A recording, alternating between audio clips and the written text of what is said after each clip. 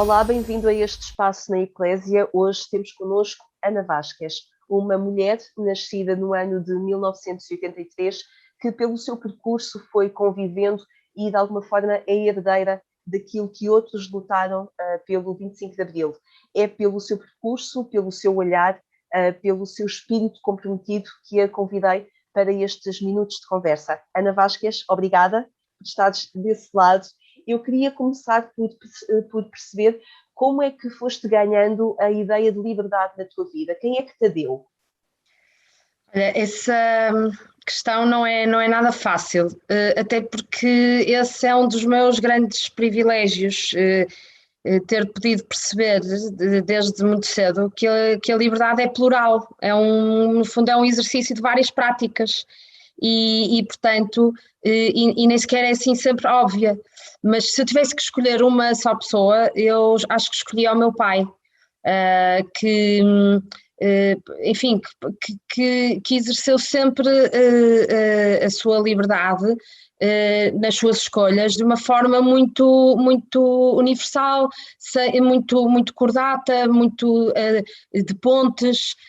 Portanto, ele muitas vezes teve a liberdade de escolher, não escolher, teve a liberdade e exerceu essa liberdade, e eu acho que isso é no fundo é a grande liberdade, é a liberdade de escolher a paz, de escolher sem abdicar de si mesmo e das coisas em que acredita e da sociedade como a vê.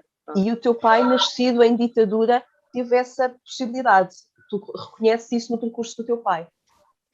O meu pai teve sortes também, não é? E vem de nasce em ditadura, mas num lugar de algum privilégio. Isto para mim é sempre muito essencial transmitir. Acho que é muito importante para quem não está nesse lugar que seja sempre reconhecido que sim, eu estou aqui, eu fiz isto, eu tive esta possibilidade, mas é porque eu tenho foi-me dado, não é tudo meu, não é quem não é só para quem quer, também é para quem pôde. E isso é muito importante para não esta ideia de que qualquer um pode, é só querer que se faz, é só querer que se chega lá. Esta ideia incomoda-me um bocadinho e acho um bocadinho injusta para quem de facto não pode, portanto muitas vezes não chega tem esse lugar também. Se calhar será uma ideia mais conotada com o facto de já ser algo instituído, que esta geração pós 25 de Abril acha que pode, que lhe é permitido e que não tem amarras, diferente da geração anterior dos teus avós, dos teus pais. Exatamente. O meu pai também teve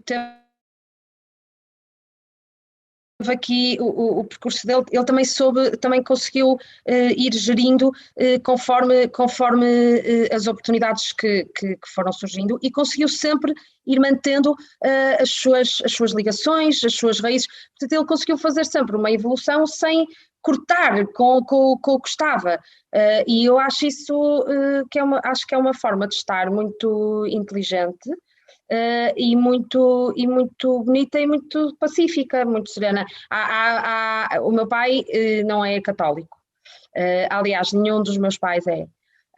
Mas há quem diga do meu pai que ele é, como é que é, o não católico mais cristão que conhecem, e eu acho que para se ser assim e para se fazer isso no mundo de hoje em dia, e no mundo como ele era também lá atrás, é preciso ser-se livre, não é? Por dentro, ter-se essa liberdade, não se ter prisões e apegos também desnecessários.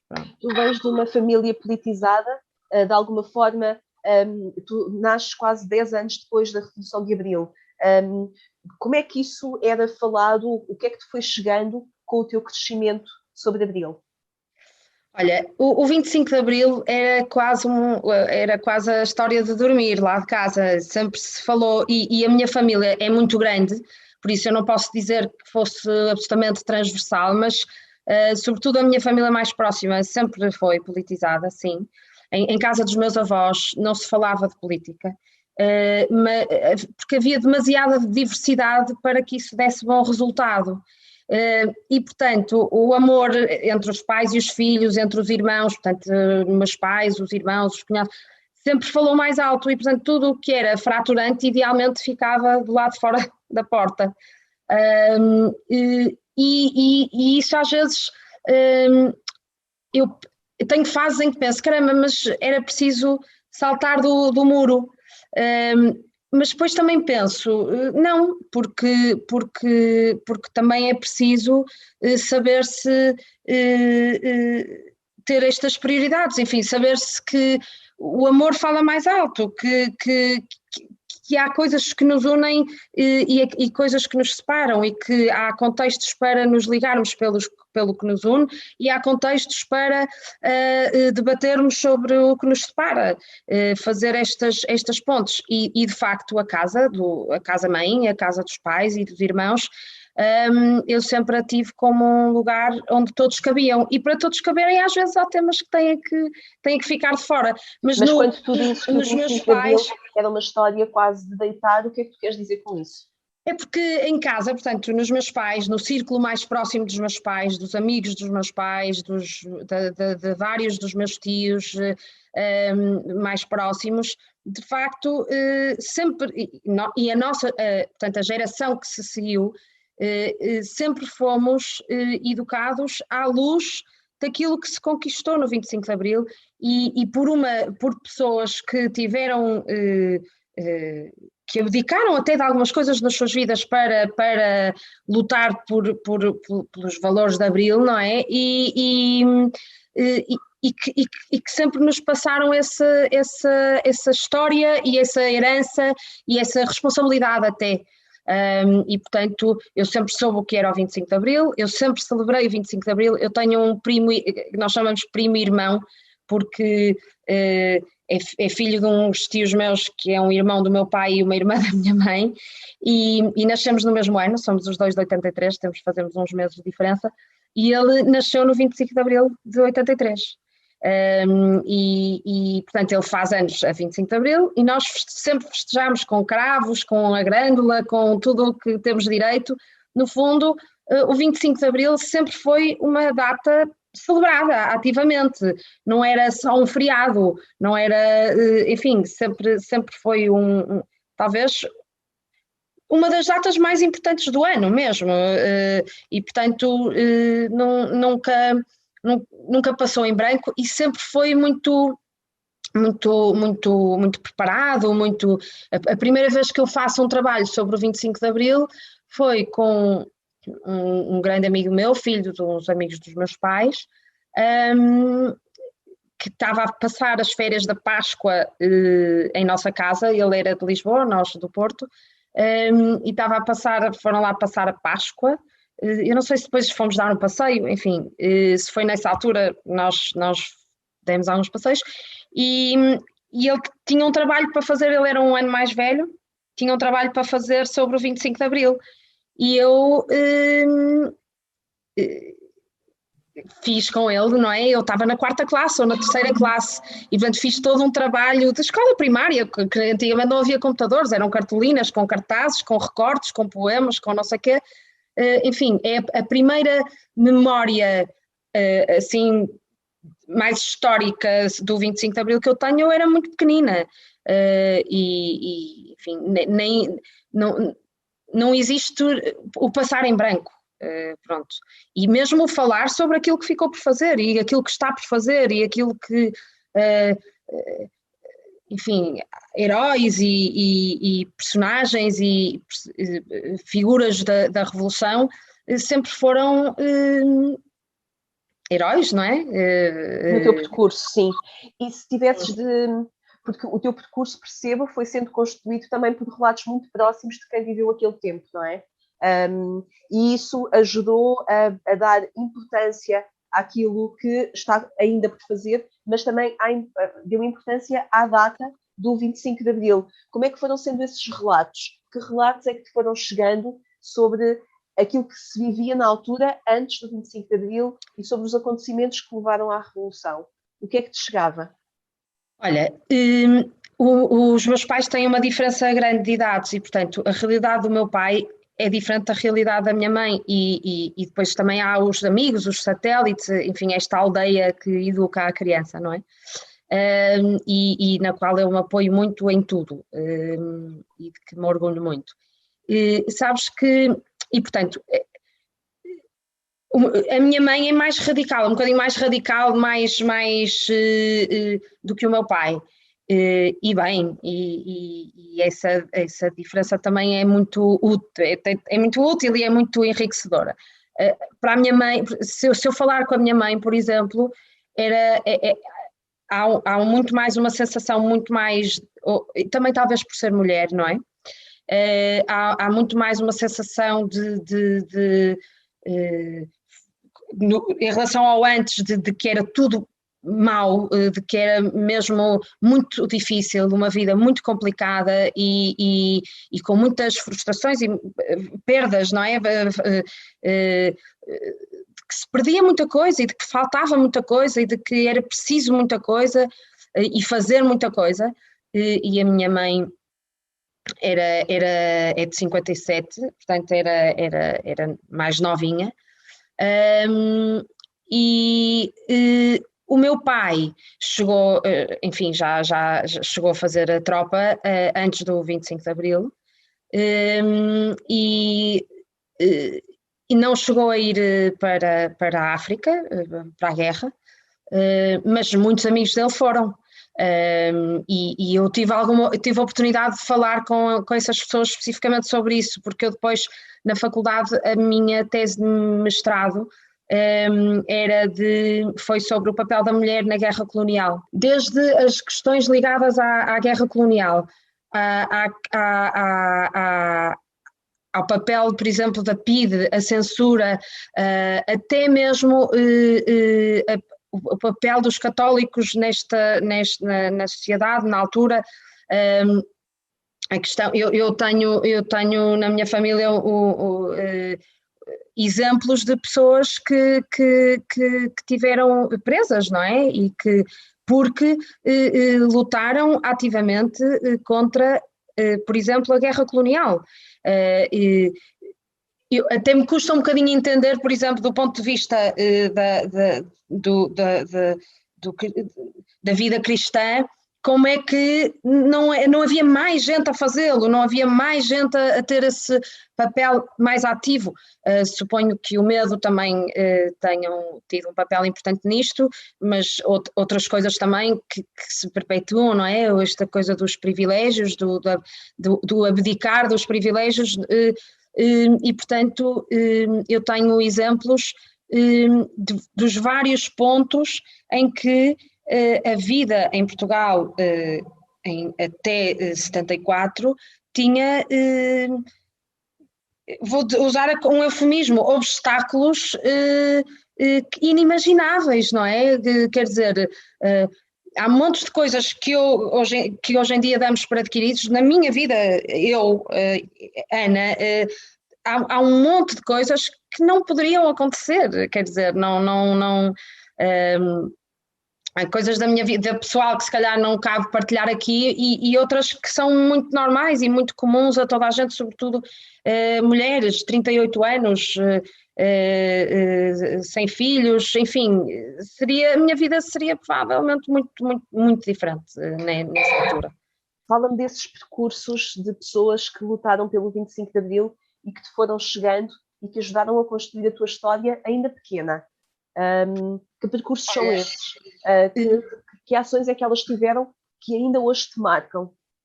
Por exemplo, a Luísa Sarsfield Cabral, que é uma pessoa com quem que é muitas vezes chamada a falar, a dar testemunho nestas questões e nestas contextos. Que enfim, é muito amiga dos meus pais e parente, relativamente próxima, e muito, muito nossa amiga. É uma mulher que sempre foi uma referência para mim, como mulher católica e como combatente pela liberdade nesta condição de mulher e de mulher católica, e que teve a sua vida interrompida e até, enfim, com bastante sofrimento, com uma prisão, com tortura, porque enquanto mulher e enquanto católica arriscou a sua liberdade e a sua vida para lutar, dar voz à luta contra a guerra colonial e contra o regime e contra o Estado Novo e a favor de uma sociedade em paz e mais cristã e mais com mais possibilidades para todos, não é? Aquilo que ela passou e os relatos que vêm a público do tempo em que ela esteve presa tu foste ouvindo ao longo do teu período de crescimento? Sim. Desde muito pequenina, até porque eu era uma criança que fazia muitas perguntas e, portanto, bastava ouvir uma coisa ali ou ler uma coisa acolá e ia sempre falando, e os meus pais também faziam muita questão de que eu soubesse disso, porque ainda por cima eu própria, como sabes, o meu percurso de fé não é assim muito linear. Eu não fui batizada em bebê, não é? Eu fui batizada aos 16 anos, depois de uma vida, entre aspas, até aos 16 anos, estar sempre a pedir e sempre a insistir e sempre a querer e sempre à procura e a fazer perguntas mas isto depois convivia com um ambiente até e com uma herança política que depois no ambiente social também nem sempre batia certo, e eu em miúda lembro-me que havia esta coisa, mas como é que mas eu acredito em Deus e na igreja, mas e ao mesmo tempo eu também sinto estes valores mais de esquerda, e como é que isto convive e como é que é possível, e não existe ninguém como eu. Isto é o que as pessoas pensam quando acham que só existem elas próprias, não é? Em certas idades muitas vezes é assim, achamos que não existe muito mais para além do nosso bairro e da nossa pequena escola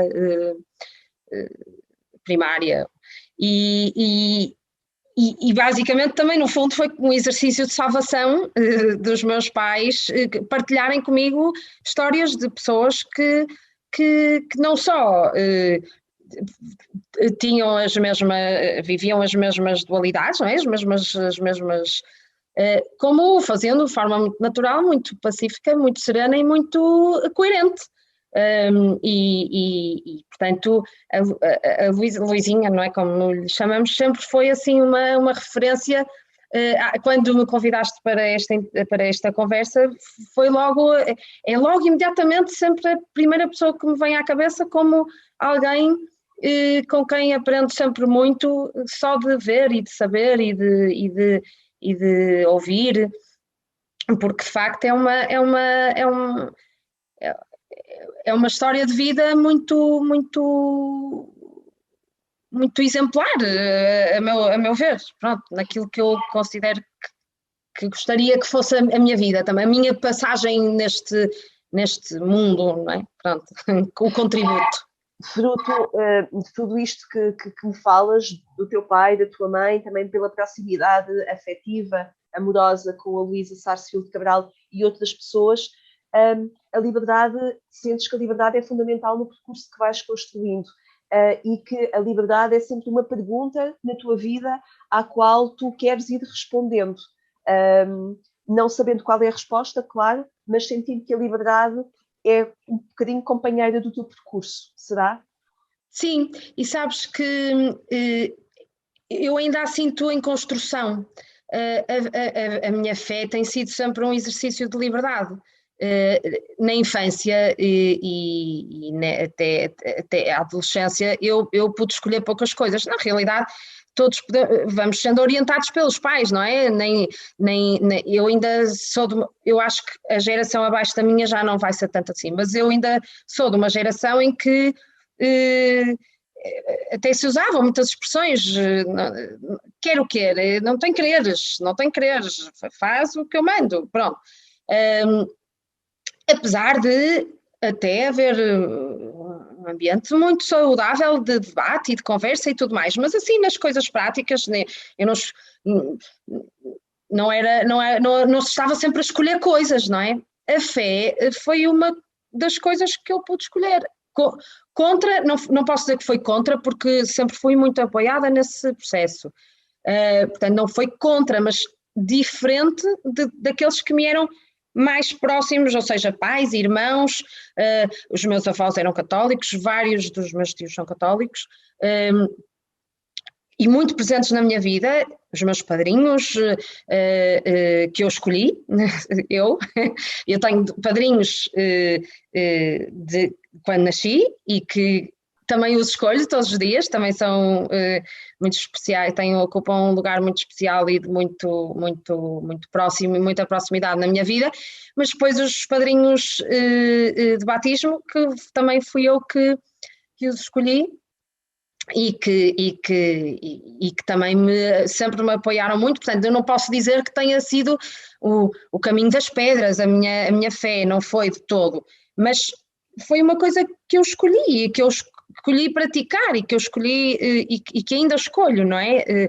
Até porque muitas vezes tenho mesmo fases em que tenho mesmo que fazer essa escolha ativamente, porque nem sempre é seguro, nem sempre é certo, nem sempre é... e portanto, mesmo esta relação da fé, entre a fé e a liberdade, a minha relação com a liberdade não é sempre fácil, às vezes não é muito fácil saber o que fazer com a liberdade, principalmente tenho alguns momentos duros quando me dou conta de que em determinada altura ou situação não soube fazer bom uso dessa ferramenta que é a liberdade, ou um bom exercício dessa prática da liberdade, ou porque tive o privilégio de escolher e escolhi mal, ou porque cedi esse privilégio a alguém que escolhesse por mim, e portanto, no fundo, quando me dou conta de que não usei este lugar de privilégio para gerar o bem, para dar um contributo positivo a alguém, à comunidade, à sociedade, isso pesa-me e portanto acho que é uma coisa com a qual eu vou ter que aprender a lidar e vou exercitar até é uma vida, não é? Pronto. Mas quando dizes que a fé é para ti um espaço de liberdade, foi porque foste percebendo também pelo testemunho de outras pessoas, como por exemplo da Luísa Sarsfield Cabral, que a fé cristã e a luta, digamos assim, se calhar mais ligada à esquerda, mas pela dignidade, pelos direitos, pela igualdade, pelo acolhimento, pelo trabalho, por valores que estruturam hoje em dia também grande parte da sociedade, foste percebendo que não eram coisas assim tão diferentes. Por isso é que há pouco me disseste que em determinada altura da tua vida até te perguntaste como é que não há mais cristãos nesta luta. Eu, a determinada altura, perguntei-me e pergunto-me ainda muitas vezes, mas... Hoje, sim, mas seria injusto dizer, e não seria verdadeiro dizer que na minha vida só tenho exemplos de cristãos comprometidos e que politicamente se movimentem mais à esquerda. Isso não é a minha realidade. Eu tenho muitos exemplos, ou alguns exemplos, tenho essa sorte de ter um bocadinho de tudo, sabes? Cristãos que não são católicos, ou que vivem como cristãos e não são católicos, católicos que são profundamente coerentes com o que é a vida cristã e que não são... politicamente não se revêem na esquerda, o que não implica em nada que tenham uma vida menos cristã, muito pelo contrário. Enfim, portanto, seria injusto dizer que isto que tem uma ligação e que está tudo nas mesmas gavetas. No fundo eu acho que a minha vida é um armário sem gavetas, onde cabe lá um monte de coisas, mas nem sempre... E foste percebendo que a fé também é esta grande comunidade, ou pode ser esta grande comunidade, ou que a Igreja, melhor dito, pode ser esta grande comunidade de diferentes sensibilidades, desde que faça sentido e as pessoas, no fundo, correspondam a uma real procura interior, com respeito, mantendo o respeito pelos outros, o diálogo. No fundo, o diálogo, o respeito, a diversidade podem ser alicerces desta grande comunidade. A Igreja não é uma massa uniforme de pessoas que fazem todas a mesma coisa e têm todas as mesmas vidas, as mesmas histórias e as mesmas culturas.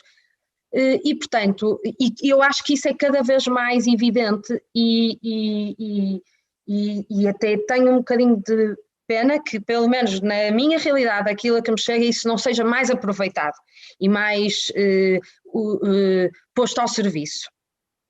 A verdade é que as duas dimensões, o lado mais político e o lado mais espiritual e da religião e da fé cristã, nem sempre tiveram uma convivência muito pacífica, nem dentro de mim, nem fora.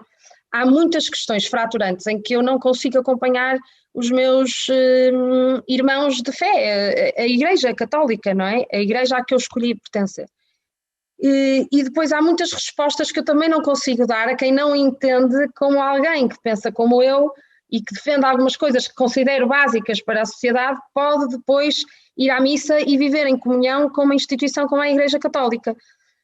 E, portanto, não é fácil para mim nem não conseguir acompanhar a Igreja em tudo, nem é fácil para mim responder a estas respostas, responder a estas questões que me são colocadas. Mesmo com tudo isto, eu acho que foi em casa que acabei por moldar uma forma própria de ser católica. Foi neste armário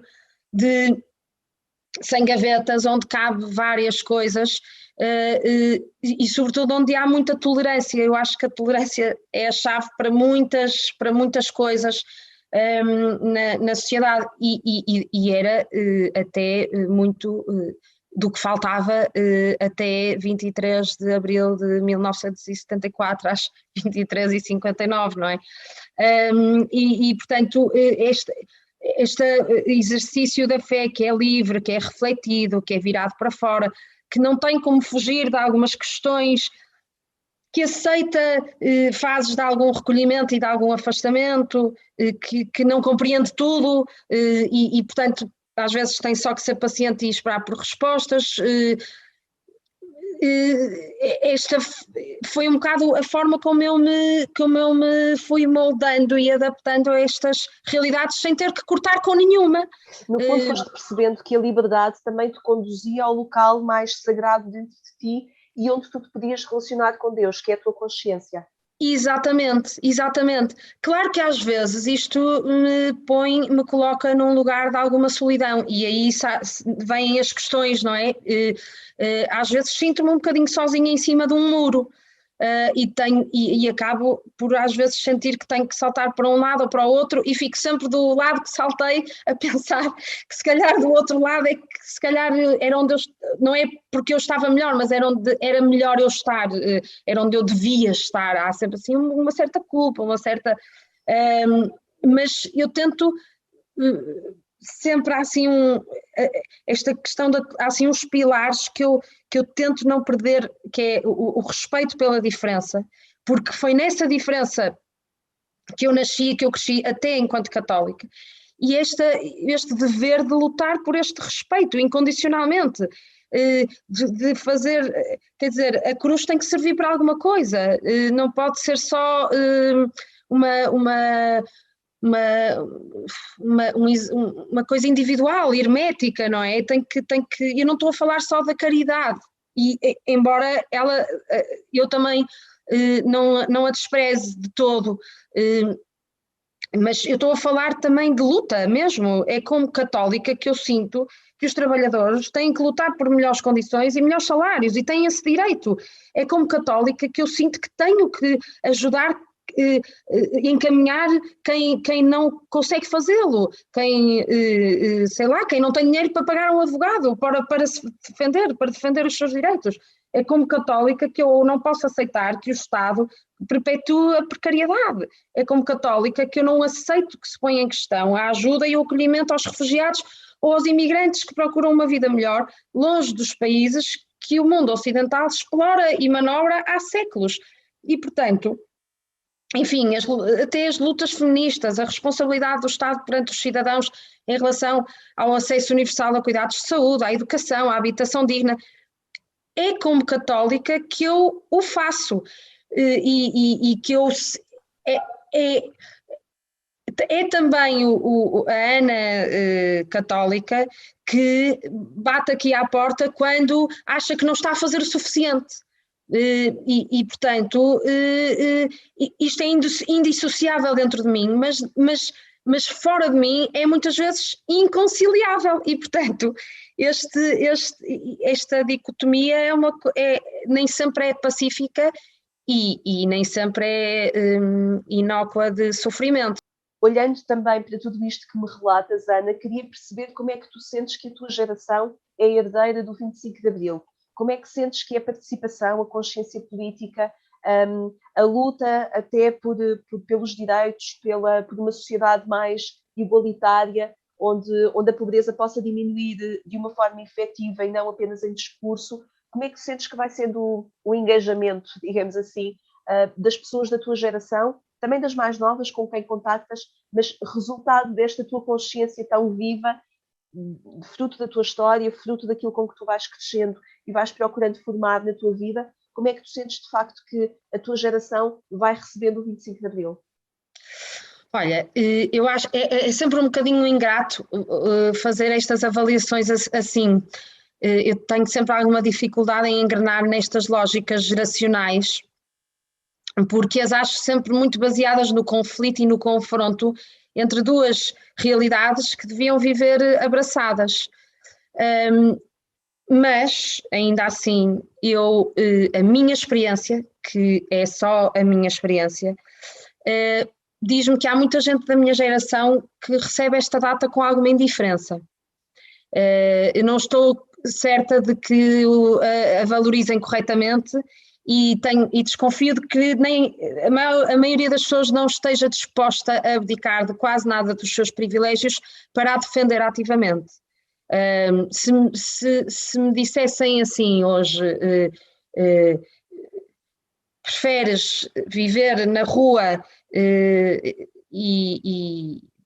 e não garantir que Portugal não volta a estar sob uma ditadura, ou preferes ter um teto para morar e sabendo que vem aí um ditador, e é certo, é assim uma coisa um bocado parva, mas se eu tivesse que fazer esta escolha, eu fazia, eu sei exatamente o que é que eu escolhia. Esta escolha está feita, é mais isso. Eu não sei se isto é assim claro para toda a gente na minha geração, simplesmente por uma razão, porque eu acho que isto é tudo adquirido, portanto há muita gente que nem sequer põe a hipótese de que venha a ter que escolher, apesar de o perigo estar aí mesmo à porta, e isso aflige-me, porque continuo a ver muita gente a achar que antigamente é que era, que exagero, não era nada assim, as pessoas até viviam muito bem, as pessoas até podiam fazer o que queriam, mas podiam fazer o que queriam porque se calhar queriam aquilo que se podia fazer, mas quem queria outras coisas não podia. Éramos um país rico, que dava cartas no panorama internacional, quer dizer, nem havia panorama internacional para Portugal naquela altura. A maioria do país vivia na miséria, 88% saiu no outro dia, novamente, não é que seja uma coisa nova, mas saiu um novo estudo, novo estudo, uma publicação, 88% dos adultos, portanto, das pessoas com mais de 10 anos, penso que era isto, não tinham mais do que a quarta classe. Portanto, eu ainda ouço muita gente da minha geração a dizer isto. No outro dia vi um programa, eu posso dizer nomes de... Posso? Vi os Filhos da Madrugada, que está a passar na televisão com Ou a as Anabela Mota entrevistas com a Ribeiro. Anabela Mota Ribeiro, Exatamente. Até agora a que mais me marcou, eu também ainda não vi todas, a que mais me marcou foi a da Carmen Garcia. E ela dizia, sim, a enfermeira, e ela dizia uma coisa que eu nunca tinha ouvido ninguém verbalizar e que me senti super acompanhada, que foi, eu até consigo conceber que as gerações acima possa-lhes fugir a cabeça para aí, porque tinham certos privilégios que perderam. Ok, até se pode conseguir vestir aqueles sapatos, calçar aqueles sapatos. Ainda que seja difícil, eu posso tentar fazer esse exercício de empatia. Agora, pessoas da minha geração, que são o que são e que têm o que têm e que estão onde estão, porque existiu o 25 de Abril de 1974, ouvir essa pessoa, enfim, ouvir esse tipo de coisas, ou até assistir a um descaso, a um fechar de olhos para uma coisa que é perigosa, aflige-me. Agora, isto depois também é injusto fazer disto o quadro da minha geração, porque há muita gente a fazer, enfim, acho que nos falta memória, acho que falta conhecimento da história, acho que falta a valorização desse conhecimento. O conhecimento empírico, a meu ver, está sobrevalorizado, não há um equilíbrio. É muito mais importante, o que é importante é saber somar e dividir, pensar, desde que saibas que 2 mais 2 são 4, agora não precisas de pensar muito no assunto. A ciência, a investigação, a profundidade, tudo isto está um bocado démodé. E, portanto, esta superficialidade, esta cultura de superficialidade, da facilidade e do imediatismo é muito mais da minha geração. É a minha geração que fecha os olhos aos velhos, que vota à obsolescência uma quantidade enorme de pessoas que ainda têm imenso para dar à sociedade e sem as quais não temos como avançar, com decência, por exemplo. Mas depois também há muita gente a lutar contra isto, que não baixa os braços, a salvar refugiados, a largar tudo para ir para barcos, salvar refugiados, arriscando perder a sua liberdade, mais uma vez, processos em tribunal, a trabalhar para os acolher com dignidade, a fazer greve feminista no 8 de março, a lutar contra a precariedade. Por causa desta injusta generalização que descreves no fundo das gerações e de pessoas dentro desta geração, que algumas mais engajadas, outras menos, por isso é que é importante também continuarmos, Ana, a falar do 25 de Abril, no fundo também a partir daquilo que ainda podemos ouvir de viva voz daqueles que ainda foram os protagonistas do 25 de Abril, e por isso continuar sempre a dizer aquilo que significou o 25 de Abril, continuando também a apontar sobre aquilo que falta fazer a partir da celebração do 25 de Abril. Olha, eu vivo imenso essa angústia da perda da geração acima, das gerações acima, porque acho sempre que ainda não aprendi o suficiente com essas pessoas. E eu, enquanto mulher e a minha geração, eu acho sempre acho mesmo que nós não estamos preparados para o desaparecimento das gerações acima. E se calhar é só uma insegurança da minha parte, mas eu acho mesmo que ainda não estamos. Mas, mais uma vez, também isto não pode ser generalizado, porque a verdade é que também há uma parte da geração acima que nos atrasa e que nos puxa, portanto, enfim, e que tenta manter as coisas e que continua a manter o baú do mofo ali bem conservado. E, portanto, eu acho que eu tento, na minha vida pessoal, aproveitar o máximo que posso todas as oportunidades que tenho para eu sou aquela que vai sempre, desde miúda, quer sempre ir aos fins de semana com os pais e quer sempre ir aos jantares e quer sempre ir às férias, porque eu sempre quis não perder nada, não perder esta oportunidade que pode acabar, não é? Pronto. E tento sempre ter esta ponte com as gerações acima, mesmo a geração acima dos meus pais, porque acho que tenho sempre essa angústia, mas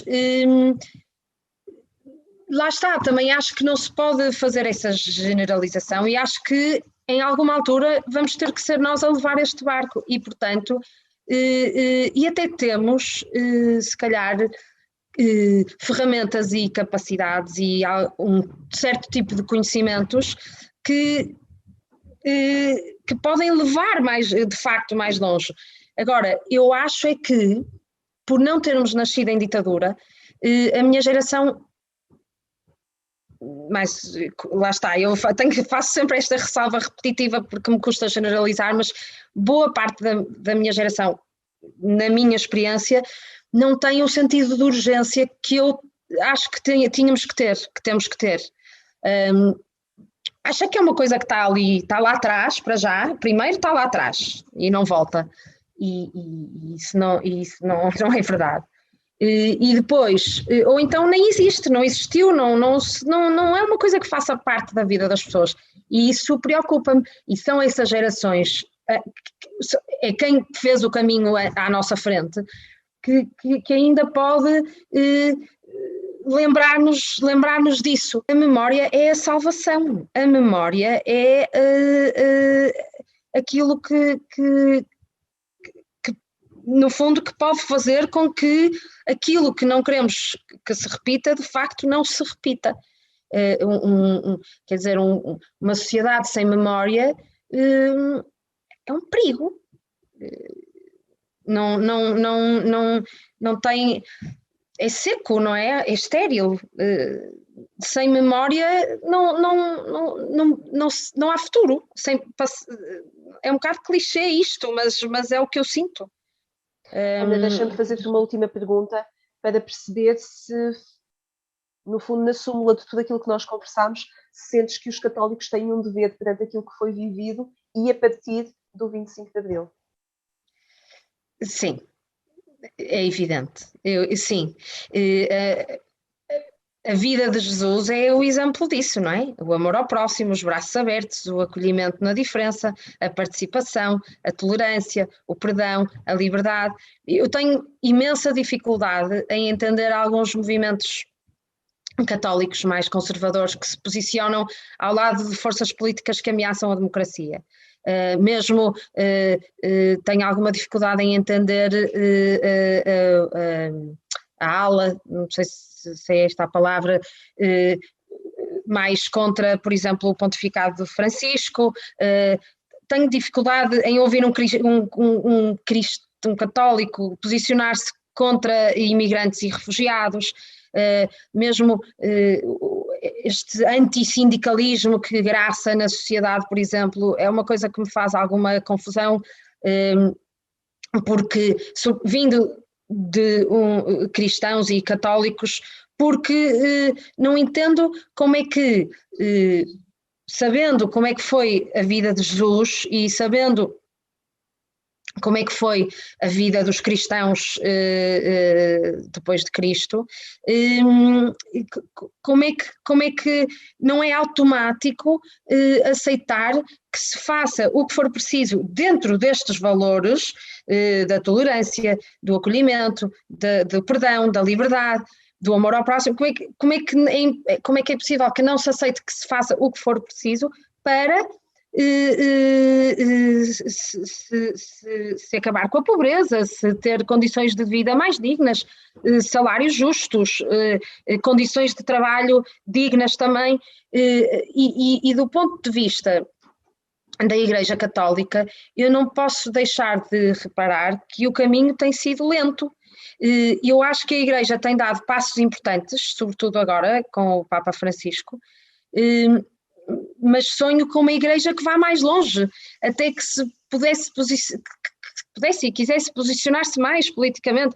Se a Igreja tem peso e autoridade para discutir feriados, também devia ter peso e autoridade para defender salários mais justos, apoiar os sindicatos, fazer pressão para o respeito da casa comum, do planeta, lobbying para o acolhimento aos refugiados, até a nível europeu. Não é aceitável que países como a Hungria ou a Polónia estejam a tomar os caminhos a que assistimos e a Igreja, e muitas vezes em nome da Igreja, o façam, digam que é em nome da Igreja, e a Igreja não tem uma posição mais firme, mais aberta, e até tente ter um bocadinho mais de poder para isso, sobre isso, e outras situações que se calhar não acho que caibam aqui por uma questão também de pontes, mas que são sempre questões que estão aqui nesta tempestade interior que muitas vezes sinto.